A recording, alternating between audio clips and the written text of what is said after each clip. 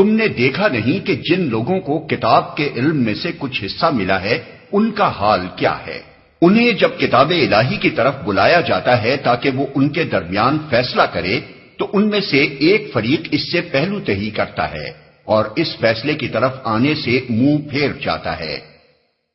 انہیں جب کتاب الہی کی طرف بلایا جاتا ہے تاکہ وہ ان کے درمیان فیصلہ کرے، یعنی ان سے کہا جاتا ہے کہ خدائی کتاب کو آخری سند مان لو، اس کے فیصلے کے آگے سر جھکا دو، اور جو کچھ اس کی روح سے حق ثابت ہو اسے حق، اور جو اس کی روح سے باطل ثابت ہو اسے باطل تسلیم کر لو۔ واضح رہے کہ اس مقام پر خدا کی کتاب سے مراد تورات و انجیل ہے، اور کتاب کے علم میں سے کچھ حصہ پانے والوں سے مراد یہود و نصارہ کے علماء ہیں۔ ان کا یہ طرز عمل اس وجہ سے ہے کہ وہ کہتے ہیں آتش دوزخ تو ہمیں مس تک نہ کرے گی، اور اگر دوزخ کی سزا ہم کو ملے گی بھی تو بس چند روز۔ ان کے خود ساختہ عقیدوں نے ان کو اپنے دین کے معاملے میں بڑی غلط فہمیوں میں ڈال رکھا ہے۔ اور اگر دوزخ کی سزا ہم کو ملے گی بھی تو بس چند روز، یعنی یہ لوگ اپنے آپ کو خدا کا چہیتا سمجھ بیٹھے ہیں، یہ اس خیال خام میں مبتلا ہیں کہ ہم خواہ کچھ کریں بہرحال جنت ہماری ہے، ہم اہل ایمان ہیں، ہم فلاں کی اولاد اور فلاں کی امت اور فلاں کے مرید اور فلاں کے دامن گرفتار ہیں، بھلا دوزخ کی کیا مجال کہ ہمیں چھو جائے، اور بالفرض اگر ہم دوزخ میں ڈالے بھی گئے تو بس چند روز وہاں رکھے جائیں گے تاکہ گناہوں کی جو علائش لگ گئی ہے وہ صاف ہو جائے، پھر سیدھے جنت میں پہنچا دیے جائیں گے۔ اسی قسم کے خیالات نے ان کو اتنا جری و بے باک بنا دیا ہے کہ وہ سخت سے سخت جرائم کا ارتکاب کر جاتے ہیں، بدترین گناہوں کے مرتکب ہوتے ہیں، کھلم کھلا حق سے انحراف کرتے ہیں، اور ذرا خدا کا خوف ان کے دل میں نہیں آتا۔ مگر کیا بنے گی ان پر جب ہم انہیں اس روز جمع کریں گے جس کا آنا یقینی ہے؟ اس روز ہر شخص کو اس کی کمائی کا بدلہ پورا پورا دے دیا جائے گا اور کسی پر ظلم نہ ہوگا۔ کہو خدایا ملک کے مالک، تو جسے چاہے حکومت دے اور جس سے چاہے چھین لے، جسے چاہے عزت بخشے اور جسے چاہے ذلیل کر دے، بھلائی تیرے اختیار میں ہے، بے شک تو ہر چیز پر قادر ہے۔ رات کو دن میں پروتا ہوا لے آتا ہے اور دن کو رات میں، جاندار میں سے بے جان کو نکالتا ہے اور بے جان میں سے جاندار کو، اور جسے چاہتا ہے بے حساب رزق دیتا ہے۔ جب انسان ایک طرف کافروں اور نافرمانوں کے کرتوت دیکھتا ہے اور پھر یہ دیکھتا ہے کہ وہ دنیا میں کس طرح پھل پھول رہے ہیں، دوسری طرف اہل ایمان کی اطاعت شعاریاں دیکھتا ہے اور پھر ان کو اس فقر و فاقہ اور ان مصائب و آلام کا شکار دیکھتا ہے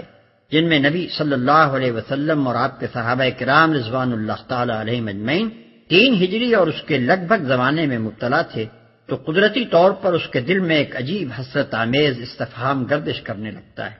اللہ تعالیٰ نے یہاں اسی استفہام کا جواب دیا ہے، اور ایسے لطیف پیرائے میں دیا ہے کہ اس سے زیادہ لطافت کا تصور نہیں کیا جا سکتا۔ مومنین اہل ایمان کو چھوڑ کر کافروں کو اپنا رفیق اور دوست ہرگز نہ بنائیں، جو ایسا کرے گا اس کا اللہ سے کوئی تعلق نہیں۔ ہاں یہ معاف ہے کہ تم ان کے ظلم سے بچنے کے لیے بظاہر ایسا طرز عمل اختیار کر جاؤ، مگر اللہ تمہیں اپنے آپ سے ڈراتا ہے اور تمہیں اسی کی طرف پلٹ کر جانا ہے۔ بظاہر ایسا طرز عمل اختیار کر جاؤ، یعنی اگر کوئی مومن کسی دشمن اسلام جماعت کے چنگل میں پھنس گیا ہو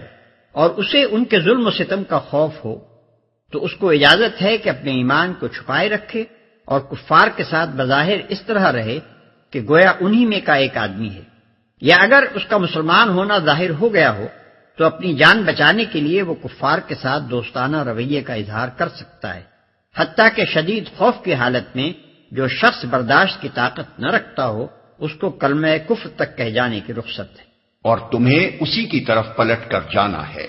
یعنی کہیں انسانوں کا خوف تم پر اتنا نہ چھا جائے کہ خدا کا خوف دل سے نکل جائے۔ انسان حد سے حد تمہاری دنیا بگاڑ سکتے ہیں،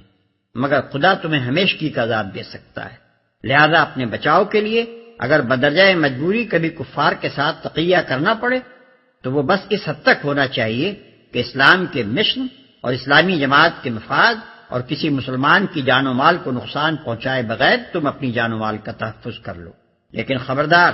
کفر اور کفار کی کوئی ایسی خدمت تمہارے ہاتھوں انجام نہ ہونے پائے جس سے اسلام کے مقابلے میں کفر کو فروغ حاصل ہونے اور مسلمانوں پر کفار کے غالب آ جانے کا امکان ہو۔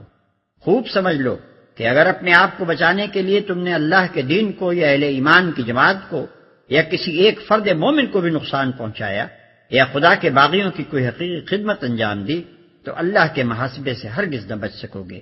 جانا تم کو بہرحال اسی کے پاس ہے۔ اے نبی، لوگوں کو خبردار کر دو کہ تمہارے دلوں میں جو کچھ ہے اسے خواہ تم چھپاؤ یا ظاہر کرو، اللہ بہرحال اسے جانتا ہے۔ زمین و آسمان کی کوئی چیز اس کے علم سے باہر نہیں ہے اور اس کا اقتدار ہر چیز پر حاوی ہے۔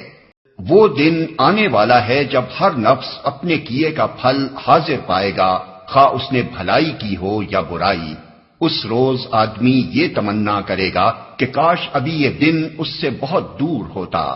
اللہ تمہیں اپنے آپ سے ڈراتا ہے اور وہ اپنے بندوں کا نہایت خیر خواہ ہے۔ یعنی یہ اس کی انتہائی خیرخواہی ہے کہ وہ تمہیں قبل از وقت ایسے اعمال پر متنبع کر رہا ہے جو تمہارے انجام کی خرابی کے موجب ہو سکتے ہیں۔